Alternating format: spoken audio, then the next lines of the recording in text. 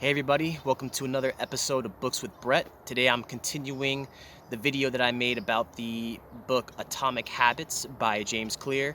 So in this video, if you have questions about how you can change your behavior and solidify certain habits in your life that you think might be productive and get rid of certain habits that you might think are destructive in your life, then in this video I'm going to talk about some of the ways in which you can actually gain more control over your behavior and your habits in your everyday life. In the first video, I talked about how, tiny little 1% changes in our behavior can eventually, over time, compound and lead to big results and big changes in our life. And in this video, I'm going to talk about the 4 laws of behavior change. One is to make it obvious, two is to make it attractive, three is to make it easy, and four is to make it satisfying. And in this video, I'm going to be elaborating on the first 2 laws of behavior change, which are make it obvious and make it attractive. So the first law of behavior change, according to James Clear, is to make it obvious. Make it so that your environment makes the good habit very likely to occur and a bad habit is unlikely to occur. A cue is the thing that sets a behavior off. If you're a smoker and you see your cigarette pack, if if you're trying to eat healthier but you see chocolate cake, or if you're an alcoholic and you're trying to stop drinking but you see, beer or something like that, there are certain things in the environment, certain cues that will set you off and will, trigger it so that you begin to feel like a craving.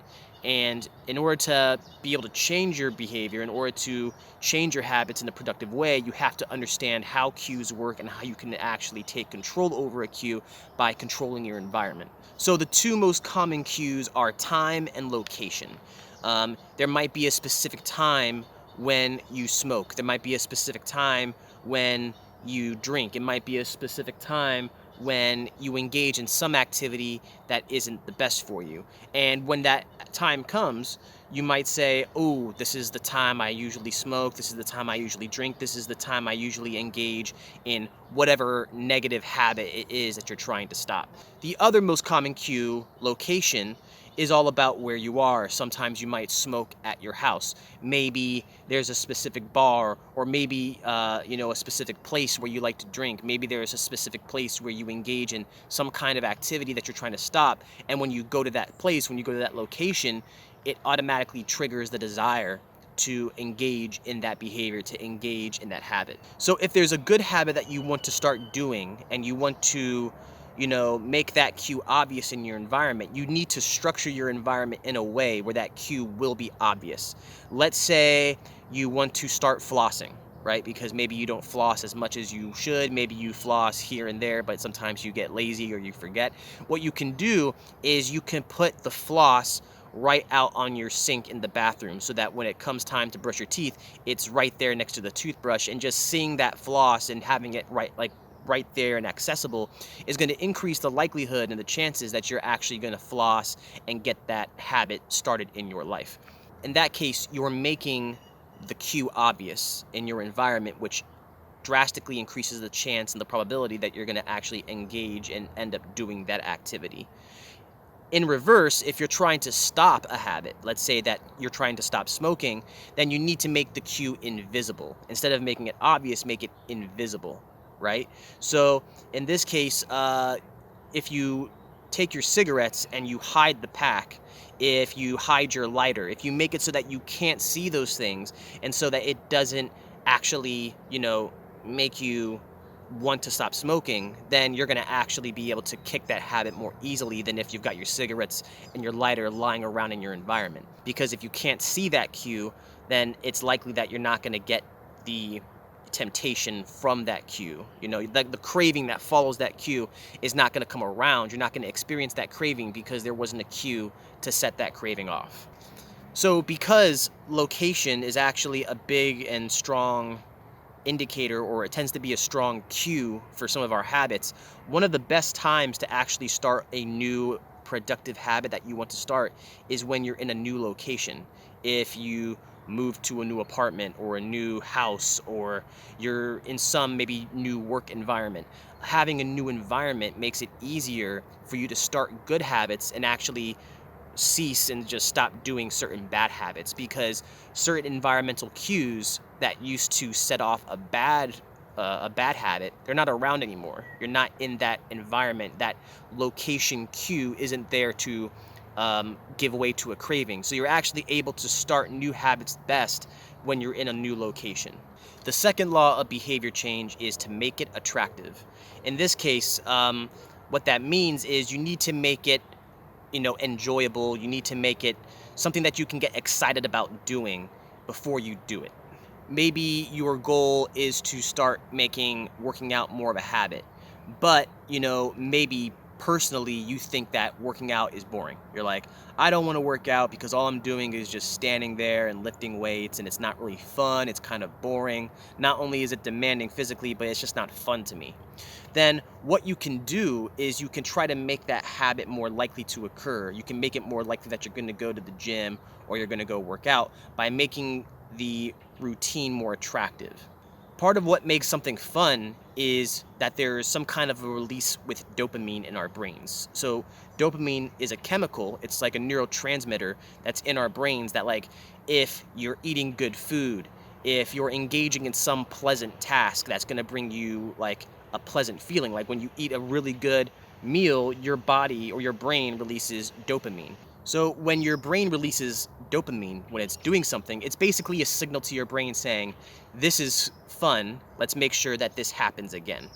And when it comes to a craving, um, you know, a lot of the times when it comes to dopamine, dopamine acts as a reward. But the thing is research actually suggests that our brain actually releases more dopamine when we're anticipating an action than when we're actually liking or enjoying that action. So, for example, if you are anticipating going out to get some good food, like if you've ever been out and you're like, oh man, I'm about to go home and eat, I'm really hungry, and you kind of like are anticipating this good meal that you're gonna have, you might feel good, like, oh yeah, I can't wait to eat this food. And that's because your brain is probably releasing dopamine in anticipation for what is actually going to occur. So our brains are actually wired to release dopamine. There's more neural circuitry in our brain to release dopamine when we're anticipating a reward than when we're actually experiencing the reward. So one way to actually make an activity more attractive is to actually try to get it to be more enjoyable, in terms of it's more fun. When an activity is more fun, your brain is going to release more dopamine. So being able to use the dopamine feedback loop to your advantage and making something that you don't like more enjoyable in some way is the key to making that activity and that habit more likely. So, for example, maybe you want to start budgeting your money more, right? But at the same time, budgeting is boring to you. You're like, I don't want to budget my money. That's boring. I don't have any fun when I'm doing it. It just kind of, it's just a boring activity to me, right? So what you could do is you can use what James Clear refers to as temptation bundling. Temptation bundling is when you basically take something that you enjoy and you bundle it with the habit that you want to start. So budgeting is boring, but you enjoy having a beer to relax. So what you could do is you can engage in temptation bundling by saying, I'm tempted, like it's fun to me, I enjoy having a beer. What I'm gonna do is I'll do my budget, which sucks, but when my budget is done, then I can have my beer. So now you're taking something that is, tempting, it's something that you anticipate, it's something that it's attractive to you, to use the book's terms. It's attractive, and it's something that you have fun engaging in, right? So you combine the boring habit with the fun habit. Or it could be that, going back to food, maybe you're like, okay, I'm gonna do my budget and then I'm gonna make myself like a really good meal. And then the anticipation, the attractiveness of, ooh, eating that really good meal acts as a way of helping you get your budget done. It's like, okay, I'll do my budget, which sucks, but after I'm done doing my budget, I get to have this great meal. And engaging in that temptation bundling actually can increase the likelihood that you're going to engage in that habit and that you're going to actually start the process of incorporating that good habit into your life on a consistent basis. So in reverse, let's say that you're trying to stop a bad habit. And in terms of the craving, you're trying to make it so that you can withstand the craving and actually overcome the craving to do the bad habit. So in this case, the reverse of making it attractive is to make it unattractive. So for example, let's say that you're trying to stop smoking. One thing that you can do that the book recommends is you can actually kind of say out loud the results or the consequences of this unattractive habit. So let's say you're trying to stop smoking, you can say something like, before you smoke a cigarette, you can kind of say out loud, I'm about to smoke a cigarette, and this is going to hurt my lungs, and it is going to take years off my life. It could eventually lead to cancer, and it's going to make me look older than I actually am. It's pretty brutal, right? But saying those kinds of things out loud actually makes it more real. At least that's what the book suggests, which kind of makes sense to me. I mean, if you kind of take the time to say it out loud and like in the process of saying it out loud actually tend to think like through what is actually going to happen and like what the actual consequences of it are, it seems to be the case that yeah, you could potentially deter yourself from doing something that's bad by really like making it known to you like what the negative consequences of that action are. So in this case, you need to make the habit, the bad habit, you need to make it unattractive so that when that craving comes, the unattractiveness of that habit is enough to withstand the craving. Anyway, that's it for today's video. I hope you guys found that information useful.